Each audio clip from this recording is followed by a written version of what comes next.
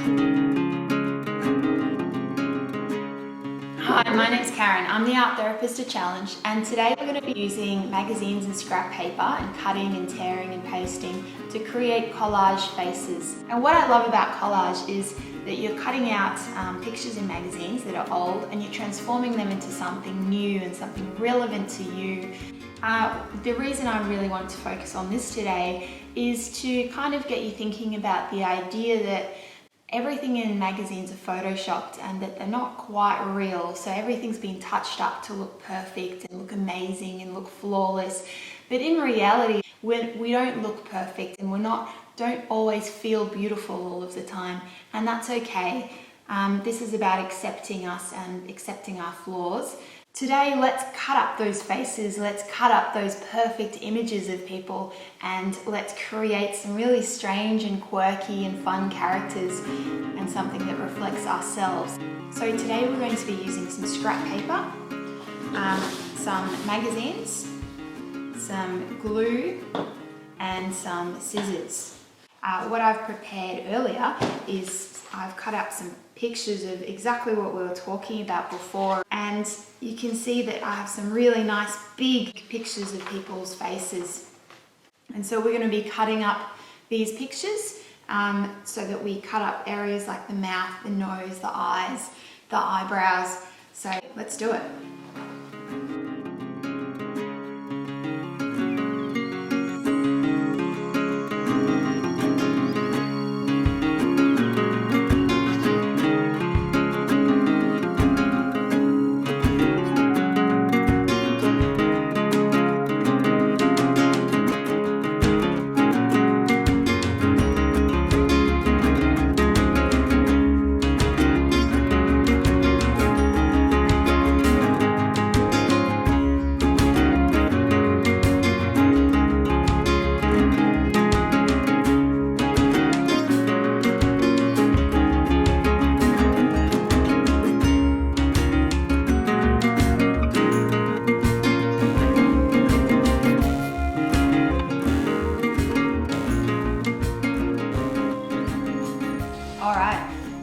So I'm going to stop there. I have lots of different facial features. As you can see, I have some eyes, mouths.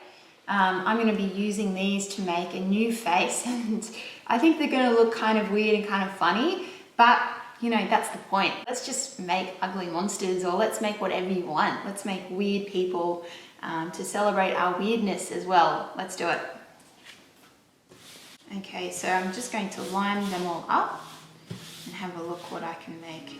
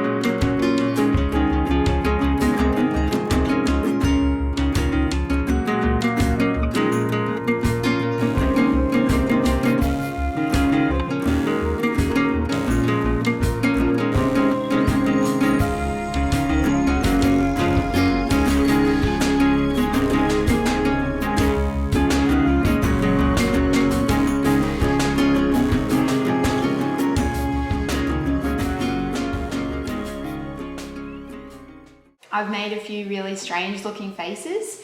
As you can see, I have 1, 2, 3, 4, and some of them are a little bit incomplete. Some of them have double eyebrows, some of them are missing eyes. So now what I'm going to do is create a background for them and find them a place to live. So I have 4 characters. You might have less, you might just have 1, which is fine. Look through your magazines, look through your scrap paper, see what kind of backgrounds you want to add for the characters. What do you think your character would like? What kind of background do you think they want? Maybe they like the countryside, maybe they like the beach, maybe they like to be indoors. So think a little bit about where your character might like to be. So lots of things to think about.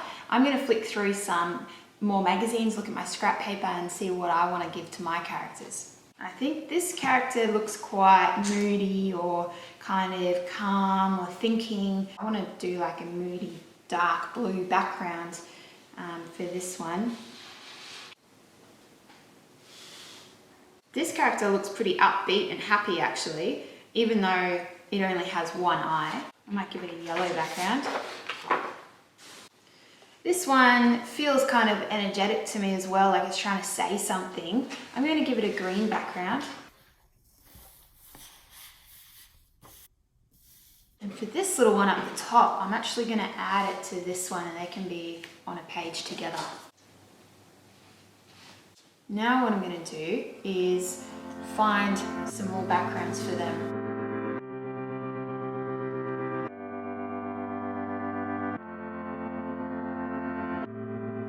Start to paste down your images as you go. Don't overthink it too much. Try to do something quite quickly or instinctively.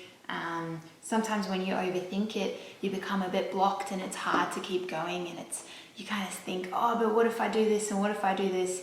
The thing is you can always make more of these, so try not to overthink it and go with your initial gut reaction of what you liked.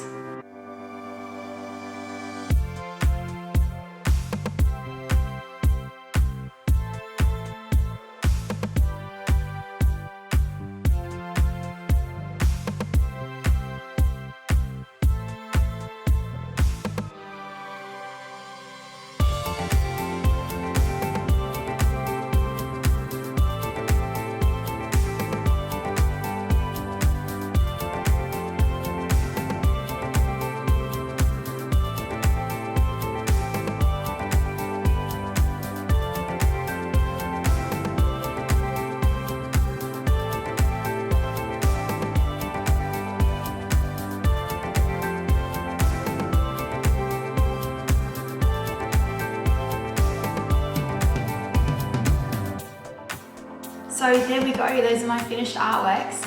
I think they're really fun, they're really strange, they're really weird, they're all different and have their own quirky attitudes. And we're really playing with the idea of beauty that we're presented with in magazines by cutting up those perfect faces and changing them and making them look strange and weird and making kind of monster-like figures. I think that each of them tell a little bit of a story. This is probably my favorite one. And the reason why I like that is it looks like this one's deep in the thought and it's really contemplative and thinking about something. And then we have this one that's loud and energetic, and these ones that don't really have finished faces, but they almost seem to be talking to one another or the friends or something. So with these, you can really make up your own stories with them.